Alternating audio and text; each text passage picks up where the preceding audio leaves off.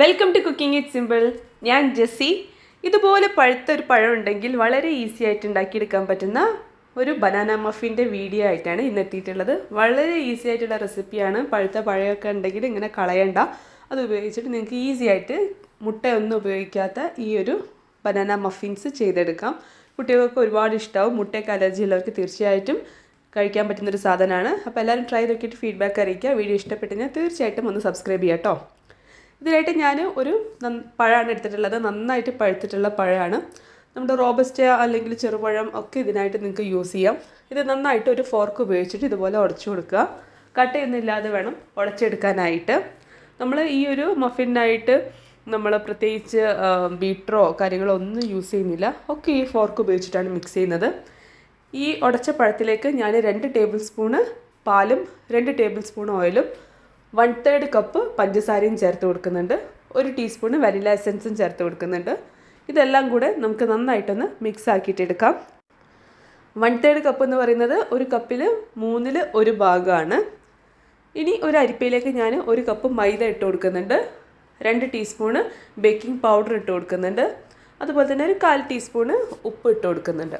Baking soda ഇതിനാവശ്യമില്ല കേട്ടോ. Baking powder മാത്രമേ നമ്മൾ യൂസ് ചെയ്യുന്നുള്ളൂ. ഇത് അരിപ്പയിലൂടെ നന്നായിട്ട് ഒന്ന് അരിച്ചിട്ട് നമ്മുടെ പഴത്തിൻ്റെ മിക്സ്ചറിലേക്ക് ഇട്ട് കൊടുക്കുക. നമ്മൾ നേരത്തെ മിക്സ് ചെയ്യാൻ ഉപയോഗിച്ച ഫോർക്ക് ഉപയോഗിച്ചിട്ട് തന്നെയാണ് ഈ ഒരു ഫ്ലോറും ഞാൻ മിക്സ് ചെയ്യുന്നത്.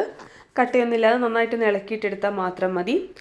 പിന്നെ ഈ ഒരു മഫിൻ്റെ മിക്സ്ചർ എന്ന് പറഞ്ഞു കഴിഞ്ഞാൽ സാധാരണ കേക്ക് ബാറ്റർ പോലെ ലൂസായിട്ട് വെള്ളം പോലെ ആയിട്ട് അങ്ങനെയൊന്നുമല്ല ഉണ്ടാവുക. കുറച്ച് തിക്കായിട്ടാണ് ഉണ്ടാവുക. അതായത് കുക്കീൻ്റെ ഡോയും അല്ല, എന്നാൽ കേക്ക് ബാറ്ററും അല്ല, അതിൻ്റെ രണ്ടിൻ്റെ ഇടയിൽ വരുന്ന രീതിക്കാണ് ഉണ്ടാവുക. കുറച്ച് സ്റ്റിക്കി ആയിട്ട് നിൽക്കുന്ന കുറച്ച് തിക്കായിട്ടുള്ള ഒരു ഡോ ആണ് ഉണ്ടാവുക. ഇതിലേക്ക് ഞാൻ കുറച്ച് ചോക്ലേറ്റ് ചിപ്സും കൂടെ ഇട്ട് കൊടുക്കുന്നുണ്ട്. ഓപ്ഷനിലാണ്, നിങ്ങൾക്ക് താല്പര്യം ഉണ്ടെങ്കിൽ മാത്രം ചെയ്താൽ മതി. വേണ്ടവർക്ക് നട്ട്സും സ്പൈസസും ഒക്കെ ചേർത്ത് കൊടുക്കാം കേട്ടോ. ഈ ഒരു രീതിക്കാണ് നമ്മുടെ മാവ് ഉണ്ടാവുക. ഞാൻ ഒരു കപ്പ് കേക്കിൻ്റെ മോൾഡ് എടുത്തിട്ടുണ്ട്. അതിൽ കപ്പ് കേക്ക് ലൈനേഴ്സ് വെച്ചിട്ടുണ്ട്. ഞാനിപ്പം 2 ലൈനേഴ്സ് ടുഗദറാണ് വെച്ചിട്ടുള്ളത്. അപ്പം നമുക്ക് ഈസി ആയിട്ട് മോൾഡിൽ നിന്ന് വേർപെട്ട് കിട്ടുകയും ചെയ്യും. അടിയിലൊന്നും സോഗി ആയിട്ട് ഇരിക്കില്ല. നമ്മൾ റെഡിയാക്കി വെച്ചിട്ടുള്ളത് 6 മഫിൻസിന് കണക്കായിട്ടുണ്ടാവും. അത് നമുക്ക് 6ഉം ഈക്വലായിട്ട് ഡിവൈഡ് ചെയ്ത് കൊടുക്കാം. എൻ്റെ കയ്യിലുണ്ടായിരുന്ന കപ്പ് കേക്ക് ലൈനേഴ്സ് മോൾഡിനേക്കാളും കുറച്ചും കൂടെ വലുതായിരുന്നു കേട്ടോ. അതുകൊണ്ട് നമ്മൾ ഒഴിക്കുന്ന സമയത്ത് കുറച്ചൊന്ന് ഷേപ്പ് വേറെ രീതിക്ക് ആയിട്ടുണ്ടായിരുന്നു. നിങ്ങൾക്ക് ഈ ലൈനേഴ്സ് ഇല്ലയെന്നുണ്ടെങ്കിൽ പകരം ബേക്കിംഗ് പേപ്പർ വെച്ചിട്ട് അങ്ങനെയും ചെയ്യാം.